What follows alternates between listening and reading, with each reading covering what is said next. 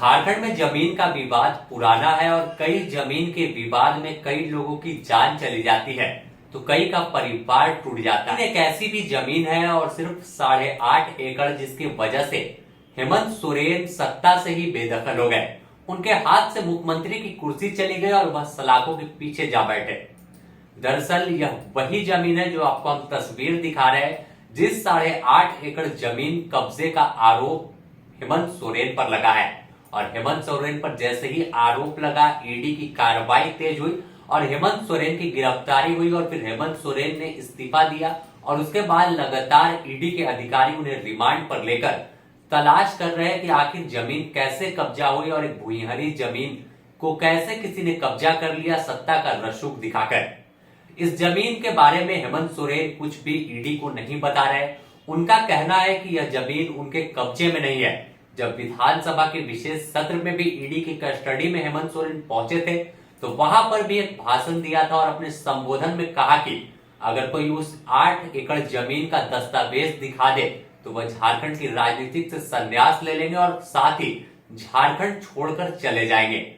यही कारण है कि ईडी भी अब जांच अपनी तेज कर चुकी है और लगातार कई लोगों से ईडी दफ्तर में पूछताछ कर रही है।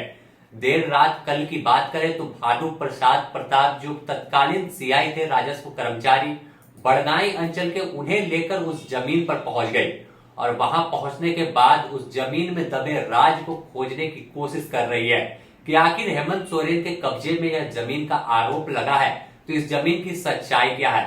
हेमंत सोरेन आखिर सीना ठोक कर बोल रहे हैं कि इस जमीन के बारे में कोई दस्तावेज किसी के पास नहीं है तो कैसे वह कब्जा कर सकते हैं। यह तमाम चीजों को हेमंत सोरेन राजनीतिक से प्रेरित बता रहे हैं। तो यही कारण है कि ईडी के अधिकारी लगातार अब जांच की कड़ी को आगे बढ़ा रहे हैं और आप तस्वीर जिस तरह से देख रहे हैं कि हेमंत सोरेन के रिमांड पर पूछताछ के दौरान ही जो पहले से ईडी के गिरफ्त में है भानु प्रसाद प्रताप बड़गाई अंचल के राजस्व कर्मचारी है, उन्हें कस्टडी में ही लेकर उस जमीन पर पहुंची। और आप तस्वीर में जिस तरह से देख रहे हैं कि एक ऊंची बाउंड्री है, बड़ा सा गेट और उसके अंदर कई लोग दिख रहे हैं। तो यह तमाम लोग ईडी के अधिकारी हैं और साथ में भानु प्रसाद प्रताप जिनके आवास पर छापेमारी के दौरान ही हेमंत सोरेन से जमीन के जुड़े लिंक ईडी को मिले थे तो उन्हें लेकर उस जमीन के राज को खोज रही है। आसपास के लोगों से भी ईडी के अधिकारियों ने पूछताछ की है कि आखिर यह जमीन किसकी है, क्योंकि आरोप लगा है कि हेमंत सोरेन की कब्जे में है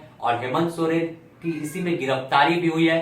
तो इसके अलावा अगर बात कर ले तो रिमांड पर आज हेमंत सोरेन का 10वां दिन है और आज कोर्ट में पेशी होनी है। लेकिन उससे पहले ईडी के अधिकारी तमाम चीजों को जो इकट्ठा करने में जुटे हैं, तमाम सबूत जुटाने की कोशिश कर रहे हैं जिससे वह कोर्ट में प्रस्तुत कर सके और इस जांच को अंजाम तक जो है वो पहुंचा सके।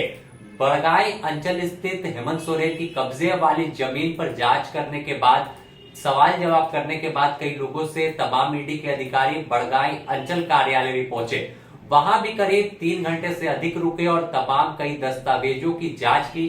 कई जमीन जो बड़गाई अंचल की यह जमीन है इसके बारे में जानकारी वहां के अंचल अधिकारी और अन्य कर्मचारियों से लिए कि आखिर कैसे भानु प्रसाद प्रताप के ठिकानों पर इससे जुड़े दस्तावेज मिलते हैं, हेमंत सोरेन के द्वारा कब्जा किया जाता है। तो आरोप जब लगा और 14 अगस्त को जब ईडी ने इस जमीन से जुड़े मामले में पूछताछ के लिए हेमंत सोरेन को समन भेजा था तो उसके ठीक बाद 16 अगस्त को इस जमीन पर के जो ओरिजिनल मालिक थे उनके द्वारा एक आवेदन एसआर कोर्ट में दिया गया कि जमीन को कब्जा मुक्त कराया जाए। और उसके बाद आनंद फानन में तमाम चीजें होती है और फिर कागज पर दिखाया जाता है कि यह जो जमीन थी जो इसके मूल रैयत है उन्हें वापस कर दिया गया है। तो ईडी को भी शक लग रहा है कि आखिर कुछ तो गड़बड़ है जिसके वजह से लंबे समय से यह चर्चा थी, बात सामने आ रही थी कि हेमंत सोरेन के कब्जे में यह 8.5 एकड़ जमीन है तो आखिर कैसे आनन फानन में समन भेजने के बाद इस जमीन को वापस कर दिया गया जो मूल रैयत है।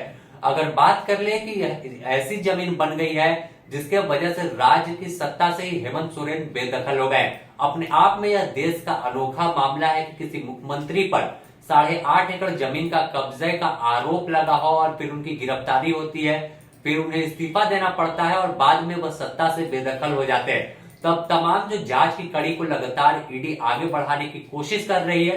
और अगर बात करें कि ईडी के क्षेत्रीय कार्यालय में, प्रवर्तन निदेशालय के क्षेत्रीय कार्यालय में हर दिन कई लोगों से पूछताछ हो रही है। इससे पहले भानु प्रसाद प्रताप, अशरफ अली, सद्दाम हुसैन के अलावा फिर रांची के तत्कालीन डीसी आईएएस छवि रंजन समेत अमित अग्रवाल की बात कर ले, विष्णु अग्रवाल की बात, तो कई लोगों को ईडी गिरफ्तार कर जेल भेज चुकी है। लेकिन जांच का दायरा इतना बढ़ गया कि एक मुख्यमंत्री तक जा पहुंचा और मुख्यमंत्री की कुर्सी ही हाथ से चली गई, उनकी गिरफ्तारी होती है। तो अब देखना होगा कि जो तमाम लोगों से पूछताछ चल रही है और जो 10 दिनों तक हेमंत सोरेन से पूछताछ हो रही है, तो इन तमाम पूछताछ में क्या कुछ निकलकर सामने आता है और ईडी की ओर से जब पूरी जांच पूरी होगी तो इससे जुड़े क्या क्या तथ्य इन ईडी के हाथ लगे हैं उसके बारे में क्या कुछ बताया जाता है। फिलहाल हेमंत सोरेन को आज कोर्ट में पेश किया जाएगा और फिर संभवतः जो 4 दिन की रिमांड की अवधि बची हुई, 4 दिन तक और ईडी रिमांड पर ले सकती है।